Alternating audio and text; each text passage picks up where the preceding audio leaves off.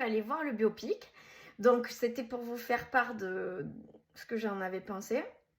Sans vous spoiler, bien sûr, mais très bien, très, très, très bien. Ça m'a fait beaucoup de bien. D'ailleurs, on a tous applaudi à la fin. Je trouve que c'est remarquablement interprété, que les acteurs sont très ressemblants. Et pour cause, parce que je sais pas vous, mais moi, j'ai même pas voulu regarder la bande-annonce. J'y suis allée complètement en touriste avec aucune info. Et comme je suis allée le voir en VO sous-titré français, ben, je vous conseille vraiment d'ailleurs de voir la VO. J'ai trouvé que l'acteur, quand il parlait, parce que je me suis dit quand il chante, ils ont sûrement pris la vraie voix de Michael, forcément, il avait une voix mais très très similaire, pour pas dire exactement la même que Michael. Et en fait, en faisant mes recherches, j'ai vu que c'était un de ses neveux, le fils de son frère Jermaine. Donc c'est Jafar Jackson, qui avait jamais été acteur avant et qui est chanteur et qui s'est entraîné très très dur pour le rôle pendant 2 ans à danser et tout ça, parce que c'est vraiment, c'est bluffant.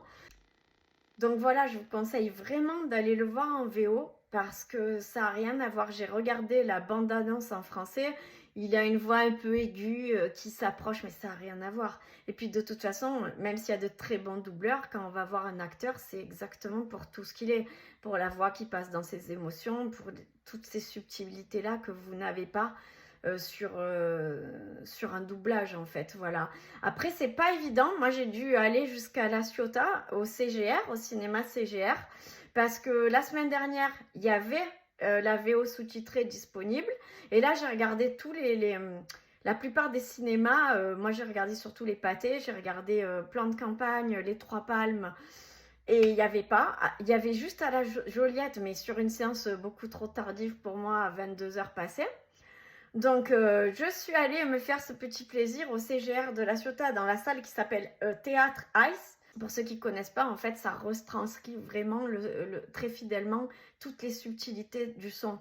Et s'il y a vraiment un film à voir avec ça, c'est celui-là, parce que c'est un film musical qui fait qu'on a vraiment une impression d'être quand même plus en immersion qu'avec un écran simple. Mais bon, même si vous le voyez en version simple, c'est très bien aussi.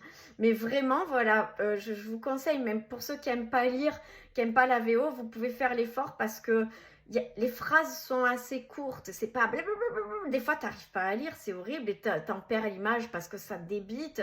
Là, c'est un débit de parole qui est normal. Et puis, ils articulent bien en plus. Donc, si vous n'êtes pas trop nul en anglais, vous pouvez comprendre la plupart des choses. Et surtout, bah, la musique, quoi. Voilà. Allez-y. Je trouve que c'est